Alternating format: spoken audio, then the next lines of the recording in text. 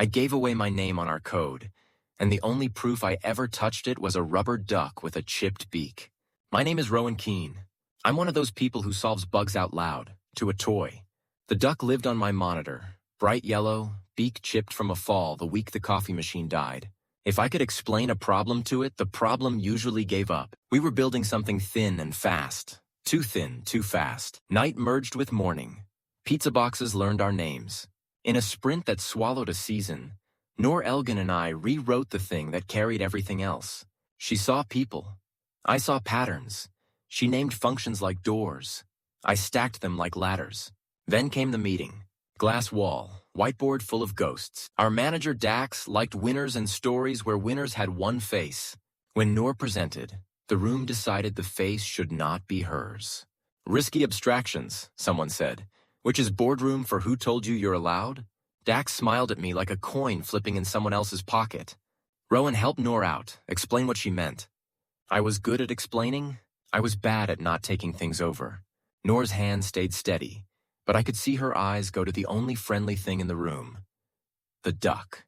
It stared back, chipped beak, ridiculous and brave.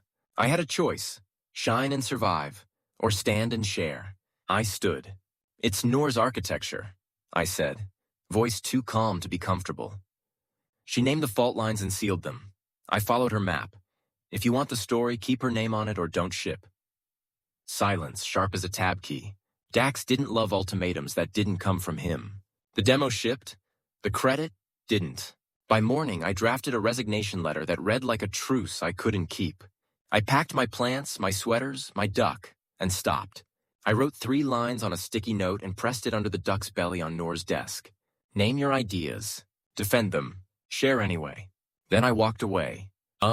Kindness is not clean. It leaves fingerprints where you meant to leave light.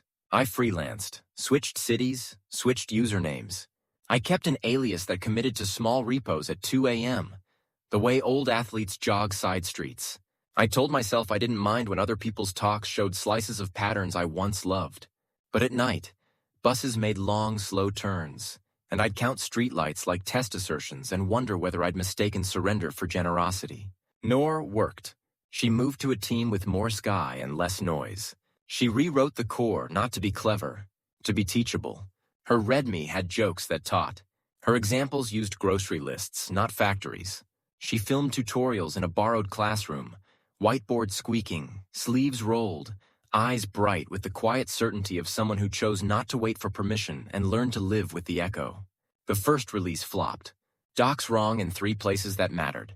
A second release fixed 2 and broke 4. She cried once on camera when a build crashed at minute 42 and left it in. People didn't leave. More came. Because the code worked hard, but the teaching worked harder. She made a logo from a paper boat, Harborlight, because boats don't end storms, they get you through them. She started a forum where answers were gentle and the first rule was, assume courage. She pinned my sticky note in her wallet. The duck lived beside her monitor, ridiculous and brave.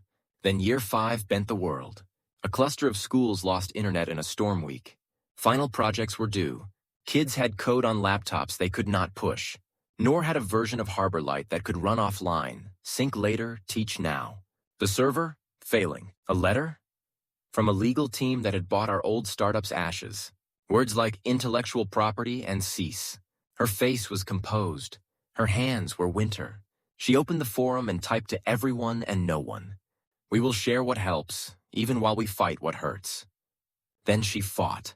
She found pro bono counsel. She moved hosting. She asked for mirrors and got them. Universities, hackerspaces, an uncle with a noisy basement rack. Every time she doubted, she'd look at the duck, tap the beak 3 times, our old ready check, and release anyway. And then, 7 years. A community center painted its wall. A banner hung awkwardly like a smile pulled too wide. Harborlight, Open Source Day. Noor stood on a low stage beside a table unafraid of scratches. Her hand rested on the duck. I stood at the back.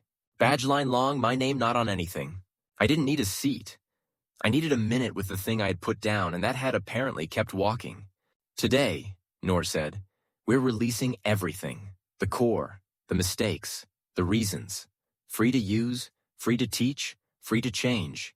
if you promise to be kind to the next person who reads your code. Screens woke. A repo appeared. MIT license. Tutorials translated into 10 languages.